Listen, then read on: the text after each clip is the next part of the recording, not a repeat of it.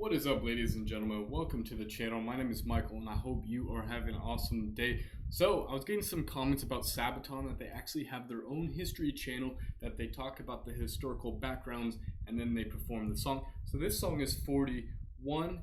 I'm going to be reacting to this song right after this video, so stay tuned for that. But I wanted to go ahead and react and kind of check out the history and see what I'm getting myself into. I'm Indy Nidell. I'm Par from Sabaton, and this is Sabaton history.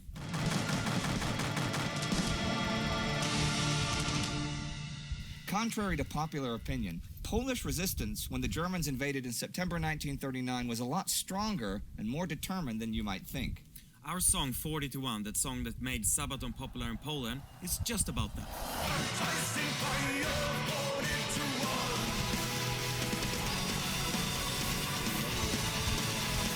The song 40-1 is about the Battle of Wizna. Let's look at the history. How a small detachment of around 720 Polish infantrymen held off more than 40,000 German soldiers for over 3 days. A story that has even entered Polish lore as the Polish Thermopylae, Polskie Thermopylae. Okay, September 1939. The German invasion of Poland has begun. So silent before the storm, awaiting command. A few has been chosen to stand as one outnumbered by far. The orders from high command: fight back, hold your ground. In early September it came, a war unknown to the world. Now, Poland will soon also be invaded by the Soviet Union, and within 6 weeks will be divided by those two great powers. But we're still in the first week of the German invasion. On the 7th, the 19th Army Corps of Heeresgruppe Nord, part of the German 3rd Army under General Heinz Guderian, was quickly advancing to try and cross the river Biebrzę, a tributary of the river Narew, east of the town of Wizna. By doing so, it would be able to encircle the Polish Narew Corps and then close in on Warsaw from the northeast. Now, the Polish army had begun building defense works around the strategic crossing where the Biebrzę and Narew meet since early 1939, when the possibility of war began really looming. The crossing is surrounded by swamps and bogs, so a system of echelon bunkers and pillboxes on the hills overlooking the rivers would be a serious threat to any army trying to make a crossing.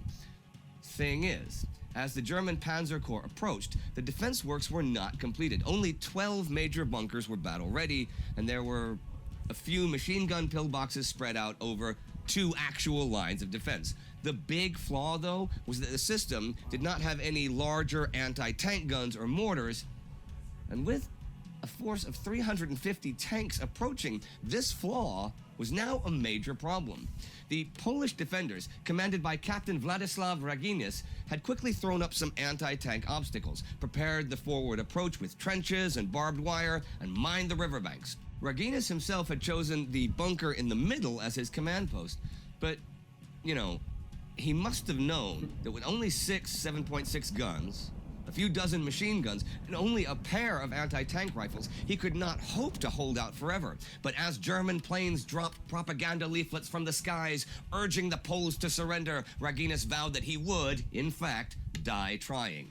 So I think one of the biggest things for me is right off the fact that this is, showing a different side. I'm American. I was born in America. We kind of just talk about what we were going through in the war. I do have World War II historical books in my room that I've kind of browsed on the German perspective. And it's kind of interesting to get these different perspectives of the war, regardless of your opinions on it. That being said, we were always taught, and what I've learned in the first, basically 3.5 minutes is that Poland had, kind of taken precautions. They just weren't fully prepared against the Germans. I mean, the way history is taught for the most part is they just got steamrolled. So, I mean, this is really cool that Sabaton is taking the time to actually show the historical element. So this guy must be a historian. Is he actually part of the band, or is he just like a historian friend connected with the band? Let me know. The 8th of September it starts, the rage of the Reich. A barrage of mortars and guns stand fast, the bunkers will hold. The captain has pledged his life, while face my fate here. The sound of artillery strike, so fierce the thunder of guns. The first skirmish between German and Polish recon units was fought for the village of Wizna on the 7th, but the Poles gave up what was an undefendable village without serious resistance. So already at the beginning of the action, it looks like the Poles have been routed. But they haven't given up, and they have not fled. They have retreated back over the river into the safety of their bunkers. The Germans pursued them, but Polish engineers blew the bridges to stop them. The battle had begun. German heavy artillery was brought up and pounded the Polish positions throughout the remainder of the day.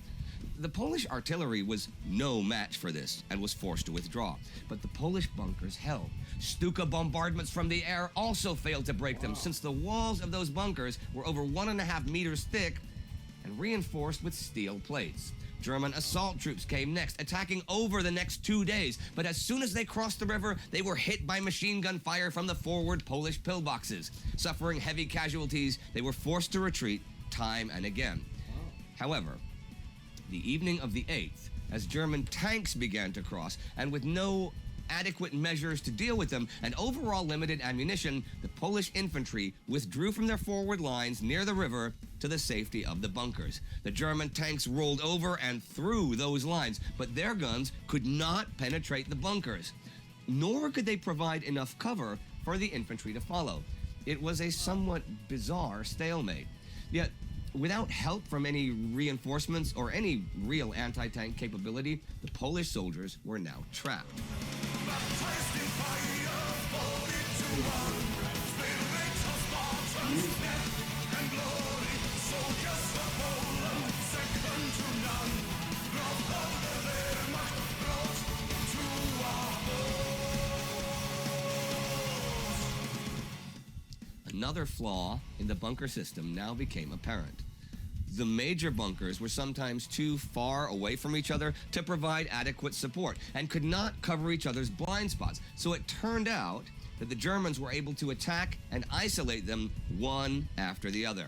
The first bunkers to fall were the ones just across the Narev River. Concentrated heavy artillery bombardment and advancing tanks forced the defenders to flee or else be completely encircled. The other bunkers held out until the 10th.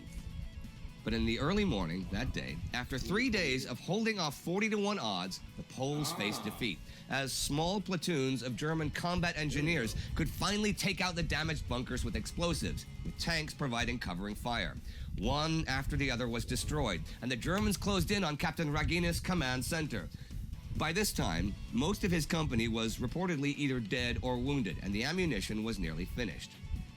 Captain Raginis finally ordered his men to surrender their weapons, since the battle, that they could not win, was effectively over. True to his word, though, Captain Raginis died by clutching a grenade to his body in his command bunker. They had held out for over 3 days against some of the strongest forces in the entire German army. That is the story of the Polish Thermopylae. According to some, Guderian threatened to shoot Polish prisoners if they did not give up. Though that seems unlikely since the battle was already won and it's out of character for Guderian. But okay, it's possible. We don't know for sure. And this is important here. First-hand sources on the battle are fairly few. The German battle records don't really mention the engagement, and Polish sources differ on the strength of the defenders. So we don't have any concrete number of casualties or what happened to the Polish prisoners taken in the battle. Now, this battle, its story, has entered the realm almost of myth, and you may be skeptical of not just the details, but the overall concept. But let me be the first to put that to rest for you.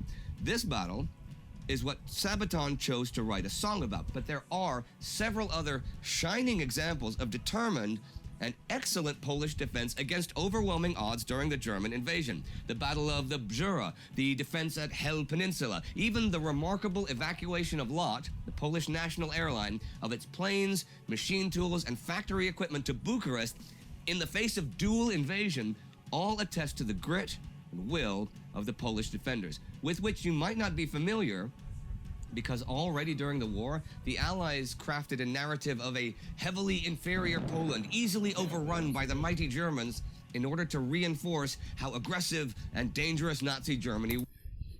So what he says in the statement right here is so true. I mean, this is still the same literature that is taught in schools, you know, in the history books, that basically Poland was a bunch of inept individuals and Germany steamrolled them with blitzkrieg, you know, yada, yada, yada. Didn't actually realize, you know, some of what this historian is talking about. It was. So the idea of Polish horsemen fighting hopelessly against tanks, dive bombers, and heavy artillery was reinforced in films and articles and has stuck as the popular version of the beginning of World War II. But it wasn't so. Always remember a fallen soldier. Always remember thoughts and songs at war. Always remember a fallen soldier. Always remember you lived in history. Per is now going to tell you some things you may not know about the song itself. I was here to tell you the story of the battle and even use it as a metaphor for a spirited defense against an overwhelming enemy. Well, two enemies, as it turned out. And just a note here, after the invasion of Poland, and even with the speed of its success, Adolf Hitler's generals warned him time and again to wait before attacking in Western Europe, which he originally planned to do already in October 1939, because the strong Polish defense had shown them their own weaknesses, and they did not think that they were yet strong enough to win. Now, you said that this was the song that really made you famous in Poland. How did that happen? Was it planned or just one of those things? Oh no, it was not planned at all. So we were sitting in the backstage area at the Sweden Rock Festival in our tour bus, Right. watching internet, there was something going on, so much attention towards a fan-created video on YouTube, which suddenly gained a lot of views and A comments. fan-created Sabaton video. Yes. So you had nothing to do with this? We didn't have anything to do with this video, and it became wildly popular in a short period of time. By then, this is in 2008, you have different charts on YouTube. You have historical, political, musical charts on YouTube.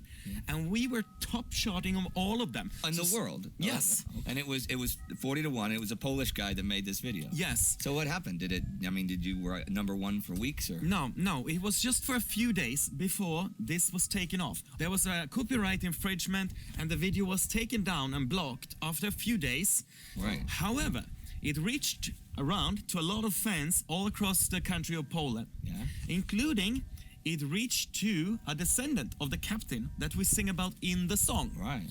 And this guy was a filmmaker, contacting us, wanted to do an official music video for the song 40-1. Right. So we went down to Poland to where the battle actually took place, Right. to Wizna, where we filmed some footage when we were walking around in the battlefield, in the scenery, and we also played a concert in Gdansk where we used live footage to cut this together to an official music video. Wow. Okay. And now by this time, because of the video and stuff, was there like a big Sabaton hype in Poland? I mean, what happened there? Well, suddenly Sabaton got a very big hype inside of Poland. But was it just among like the Polish kids, or was it like across Polish society? And I think it was all across the society. Okay. And it was mainly a lot of the older generation who find this very interesting, because this was a story who could unite the Polish people. Students wanted to read about this and not about the propaganda that was written in the history books that they grew up reading about.